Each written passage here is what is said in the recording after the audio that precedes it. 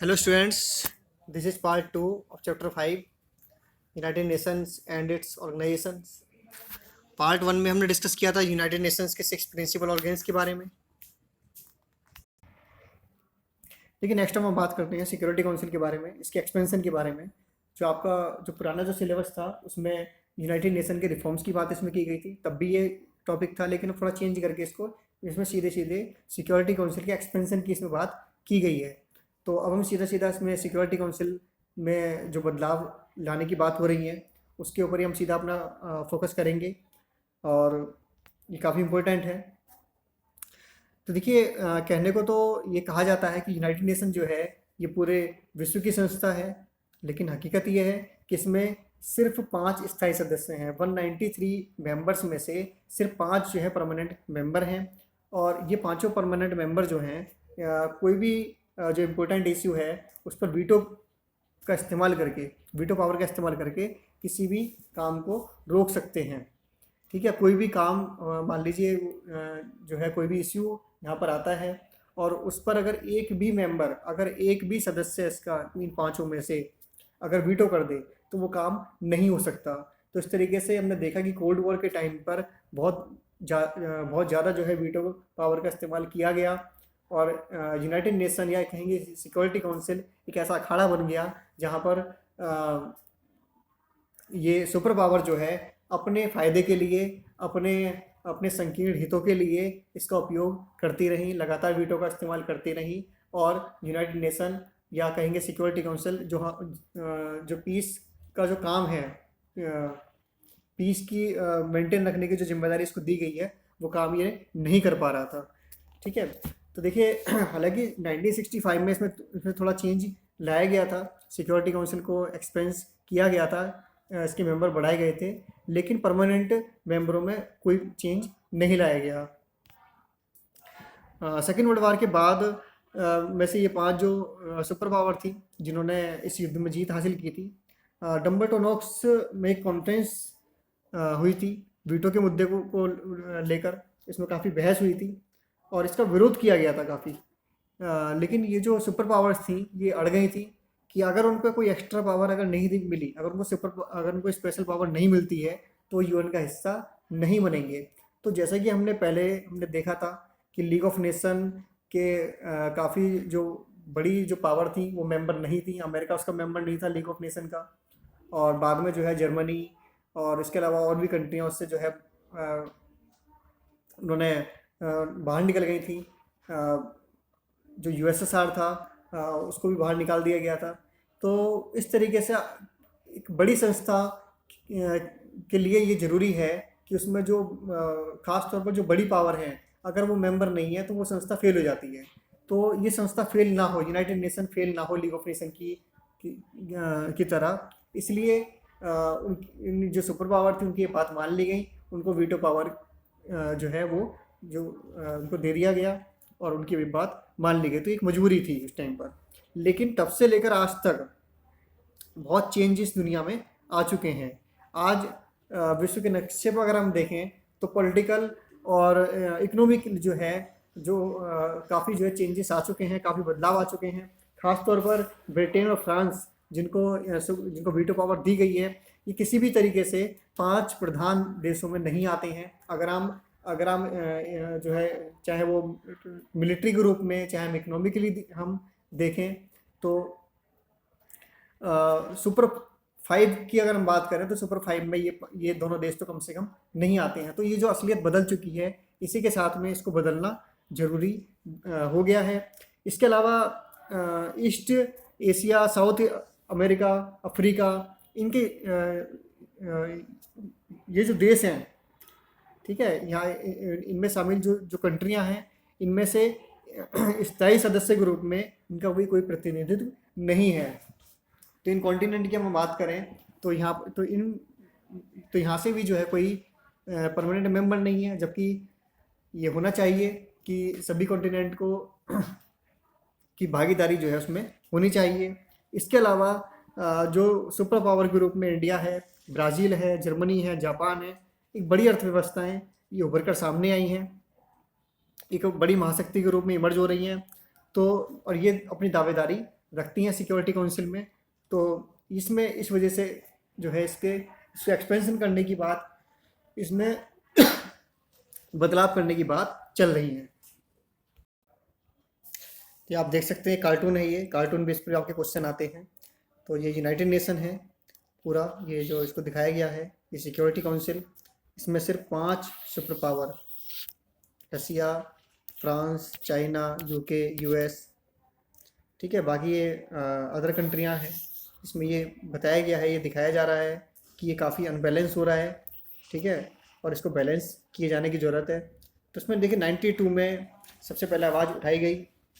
UN की जो general assembly है, जनरल असेंबली सभी की है, एक एक पूरे विश्व की जो है, हम पार्लियामेंट उसको कह सकते हैं, पूरे विश्व की एक पंचायत हम उसको कह सकते हैं, ठीक है। तो उसमें एक प्रस्ताव लाया गया जिसमें 3 शिकायतें जो हैं प्रमुख रूप से शामिल की गई थी।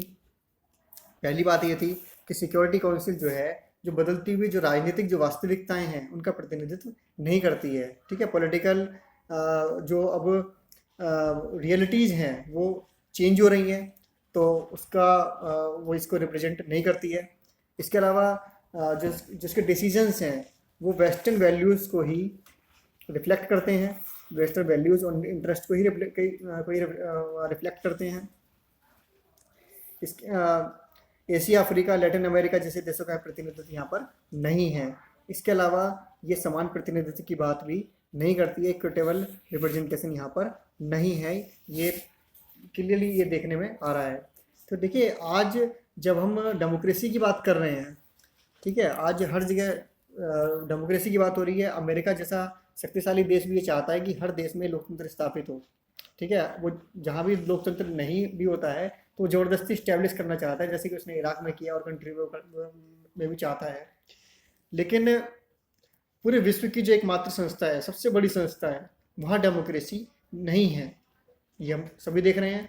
193 मेंबर हैं पूरे जो है यूनाइटेड नेशन के, लेकिन उसमें से सिर्फ 5 ही देशों के पास स्थायी सदस्यता है, वीटो पावर उनको मिली हुई है। तो ये हम कह सकते हैं कि ये कहाँ का न्याय है, तो ये न्याय संगत नहीं है, हम इसको न्याय संगत नहीं कह सकते, ठीक है। तो उसके बाद 1 जनवरी 1997 को इसके रिस्ट्रक्चरिंग के लिए, इसके पुनर्गठन की मांगों को ध्यान में रखते हुए जो उस टाइम के जो सेक्रेटरी जनरल थे कोफी अन्नान, उन्होंने कुछ इसमें जो है सुधार लाने के लिए कुछ प्रयास किए, जैसे कि सिक्योरिटी काउंसिल में जो सदस्यों का जो चुनाव है, जो नए मेंबर उसमें ऐड किए जाने हैं, तो उनके लिए कौन कौन सी शर्तें होनी चाहिए। हम ये कह रहे हैं कि भाई सिक्योरिटी काउंसिल का एक्सपेंशन होना है, उसमें मेंबर्स जो है 5 परमानेंट मेंबर नहीं, कुछ और बढ़ने चाहिए, ठीक है। तो जो बढ़ने चाहिए उनके लिए क्या मेजरमेंट हो, ठीक है, क्या क्या उनके लिए कंडीशन होनी चाहिए, इसके लिए उन्होंने कुछ जो है सुझाव रखे। तो कुछ जो है सुझाव दिए गए और जिसमें ये बातें शामिल की गई कि वो एक मेजर इकोनॉमिक पावर होना चाहिए, जिसको नया एडम कर सकते हैं न्यू परमानेंट मेंबरशिप के लिए। इसके अलावा वो एक मेजर मिलिट्री पावर होना चाहिए, वो जो यूएन का जो बजट है उसमें अच्छा खासा कंट्रीब्यूट करता हो। इसके अलावा पॉपुलेशन के मामले में वो एक बड़ा देश होना चाहिए। इसके अलावा वो देश ह्यूमन राइट्स का, डेमोक्रेसी का रिस्पेक्ट करने वाला हो। इसके अलावा वो एक डाइवर्सिटी वाला देश हो, जो कि जोग्राफिकली, इकोनॉमिकली और जो है कल्चरली वो जो है सभी वो जो है डाइवर्सिटी वाला देश हो और इन डाइवर्सिटी को वो रेस्पेक्ट करने वाला हो। तो ये सारी बातें इसमें की गई। तो देखिए इन शर्तों पर, इन कंडीशंस पर कोई ऐसा विवाद नहीं है। विवाद किस बात को लेकर है कि कौन सी जो कंडीशन है वो ज़्यादा इम्पोर्टेंट है, कौन सी कंडीशन कम इम्पोर्टेंट है, इस पर आम सहमति नहीं है, ठीक है। तो लेकिन हमें जो लगता है फ़िलहाल के सिनेरियो में, तो ऐसा लगता है कि ये जो 5 पावर हैं ये किसी छठे को परमानेंट मेंबर नहीं देने देंगी, क्योंकि अगर इन्होंने छठे को किसी छठे मेंबर को अगर परमानेंट मेंबरशिप दे दी तो वो उसका वीटो का इस्तेमाल करेगा, और ये तो फिर इनके जो इम्पोर्टेंस है वो सीधी सी बात है, वो इनकी इम्पोर्टेंस ख़त्म हो जाएगी। तो ये वीटो किसी को देने नहीं देंगे, जो हमें अब तक जो है अब तक के जो सिनेरियो में जो हमको दिख रहा है, तो वो यही बात है। देखिए 2005 में जब G4 जो कंट्री हैं, जब उनके द्वारा ये प्रस्ताव रखा गया था सिक्योरिटी काउंसिल के विस्तार के लिए, इसके एक्सपेंशन के लिए, तो अमेरिका और चीन ने पूरी ताकत लगा दी, पूरा विरोध किया इसका, और जो अफ्रीकी जो कंट्री थी उनके ऊपर पूरा प्रेशर बनाया, ठीक है, ताकि ये जो प्रस्ताव है ये पास ना हो। इसके अलावा देखिए जो दूसरी जो चैलेंजेस हैं, तो वो ये हैं कि हर रीजन में एक कंट्री दूसरे का विरोध कर रही है। जैसे कि हम अपने साउथ एशिया की बात करें, तो यहाँ पर जो है पाकिस्तान नहीं चाहता कि इंडिया जो है परमानेंट मेंबर बने, तो ये यहाँ पर जो है विवाद है इस बात को लेकर। इसी तरीके से चीन नहीं चाहता कि जापान जो है काउंसिल का परमानेंट मेंबर बन जाए। इसके अलावा इटली जो है वो जो है कम्पीट करता है उससे, जर्मनी से। वो चाहता है कि जर्मनी नहीं बल्कि जो है इटली चाहता है कि क्या कहते हैं वो काउंसिल का जो मेंबर बन जाए। इसके अलावा साउथ अमेरिका में जो है अर्जेंटीना नहीं चाहता कि ब्राज़ील जो है वो काउंसिल का मेंबर बन जाए। तो इस तरीके से हर कॉन्टिनेंट में या हर क्षेत्र में जो है एक विवाद की स्थिति देखने को मिल रही है। इसके अलावा अफ्रीकी कंट्रीज़ की अगर हम बात करें, तो अफ्रीका में इस बात को पर जो है सहमति नहीं है कि कौन सा देश स्थायी सदस्य के रूप में प्रतिनिधित्व करेगा, ठीक है। तो इस तरीके से हम ये कह सकते हैं कि ये जो कॉन्फ्लिक्ट्स हैं ये जो है आड़े आ रहे हैं। इसके अलावा यूएनएससी में जो है यूनाइटेड नेशन सिक्योरिटी काउंसिल में परमानेंट मेंबरशिप के लिए कोई ऐसा पैरामीटर नहीं है ना, कि यूनाइटेड नेशन जब बना कि भाई तब कोई ऐसी कोई कंडीशन बना दी हो, जैसे आर्टिकल्स दिए हुए हैं, किसी आर्टिकल्स में ऐसा कोई जो है पैरामीटर बताया गया हो कि ये पैरामीटर को फुलफिल करने वाली कंट्री जो है परमानेंट मेंबर बन सकती हैं। तो कोई ऐसा पैरामीटर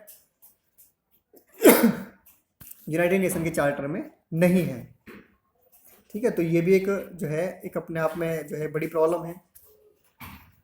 इसके अलावा अन्य पहलू ये भी है कि अगर इसमें मेंबर बैठते हैं, मान लीजिए ज़्यादा नंबर इसमें अगर मेंबर इसमें बढ़ जाते हैं, तो इसकी जो फंक्शनिंग है वो जो है एफिशिएंट नहीं होगी। उसके जो काम करने की जो दक्षता है, जो उसके काम करने के जो तरीके हैं, उसमें गिरावट आ सकती है, क्योंकि जो फैसले हैं वो जितने कम से कम होंगे, ठीक है। हम आपस में अगर लोगों की बात करें, मान लीजिए एक आदमी डिसीजन लेने वाला है तो डिसीजन अच्छा होगा, जहाँ दो हो जाएंगे थोड़ा डिसीजन ठीक नहीं होगा। लेकिन जहाँ मेंबर्स बढ़ते चले जाएंगे तो क्या होगा, वहाँ पर डिस्प्यूशन होगा आपस में, ठीक है। तो वहाँ पर फाइनल डिसीजन पर पहुँचने में टाइम लगेगा, ठीक है, और वहाँ पर जो प्रॉब्लम क्रिएट होती हैं। तो ये भी कहा जाता है कि 5 में से अगर मेंबर बढ़ जाते हैं, मान लीजिए 15-20 हो जाते हैं, तो ये भी जो है प्रॉब्लम आगे जो है बनेगी, क्रिएट होगी कि कोई भी जो है जो फैसला जो है शॉर्ट टाइम में लिए जाना है तो वो नहीं हो पाएगा। तो इस तरीके की बातें भी हुई हैं, ठीक है। इसके अलावा भारत के बारे में बात कर लेते हैं। जो यूएन में जो रिफॉर्म्स की बात हो रही है, तो भारत की जो दावेदारी है, ठीक है, तो भारत की दावेदारी ऐसे ही नहीं है, उसके बहुत अपने आधार हैं। जिन शर्तों की हमने बात की थी कि ये सजेशन दिए गए थे, वो सभी सजेशन भारत के संदर्भ में पूरे खरे उतरते हैं। भारत इन कंडीशन पर पूरी तरीके से खरा उतरता है, ठीक है। अगर हम पॉपुलेशन की बात करें, तो भारत जो है दूसरा सबसे बड़ी आबादी वाला देश है, ठीक है, तो ये भारत के फेवर में है। इसके अलावा दुनिया का सबसे बड़ा लोकतांत्रिक देश जो है भारत है। It is the world largest democratic country, ठीक है। तो ये कंडीशन भी भारत के फेवर में है। इसके अलावा भारत हमेशा से यूनाइटेड नेशन की एक्टिविटीज़ जो है उनमें पार्टिसिपेट करता रहा है। भारत ने अपने जो सैनिक हैं, जो अपनी मिलिट्री है, वो यूनाइटेड नेशन की जो पीस कीपिंग फोर्स है उनमें भेजा है। और इसके अलावा भारत जो है हमेशा से यूनाइटेड नेशन में फाइनेंशियली भी कंट्रीब्यूशन करता रहा है, जो अपना वित्तीय जो योगदान है वो भी देता रहा है। अच्छा खासा उसमें हमारा अमाउंट जाता है जीडीपी के अकॉर्डिंगली। इसके अलावा भारत की जो इकोनॉमिक ग्रोथ रेट है वो भी लगातार बढ़ रही है। तो ये भी भारत की जो सदस्यता है उसका समर्थन करती है। इसके अलावा भारत जिस प्रकार हर क्षेत्र में आगे बढ़ रहा है, ठीक है, तो वो ना सिर्फ एशिया में बल्कि वर्ल्ड में एक बड़ा प्लेयर के रूप में सामने आया है। तो ये सारी चीज़ें हैं जो भारत के जो परमानेंट मेंबरशिप के लिए एक दावेदारी करती हैं। इसके अलावा भारत जिस प्रकार एक डाइवर्सिटी वाला देश है, एक डाइवर्सिटी की भी बात की गई थी उन कंडीशंस में। हमारे यहाँ पर इतने सारे कल्चर्स हैं, रिलीजन्स हैं, ठीक है, इतने सारे लैंग्वेजेस हैं, इन सभी को सबको रेस्पेक्ट दी जाती है, ठीक है, सभी के अधिकार सुरक्षित है कॉन्स्टिट्यूशन में ही। और जब से देश आज़ाद हुआ स्टार्टिंग से ही सबको एक्स्ट्रा जो है अधिकार दिए गए हैं। तो ये सारे कारण जो हैं ये भारत के फेवर में हैं, भारत को एक स्थायी सदस्यता के रूप में एक मजबूती का जो है आधार प्रदान करते हैं।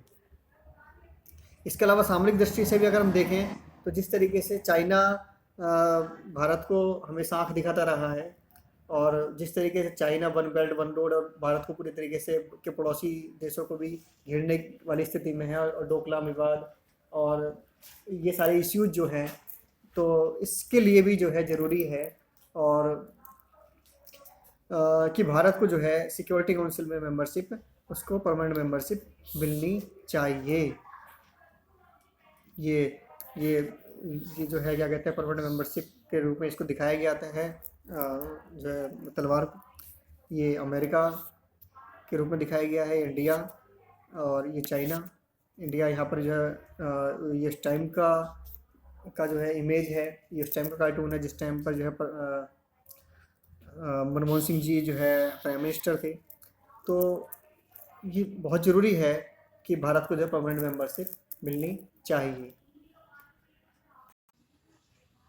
तो ये था सिक्योरिटी काउंसिल के रिफॉर्म्स के बारे में।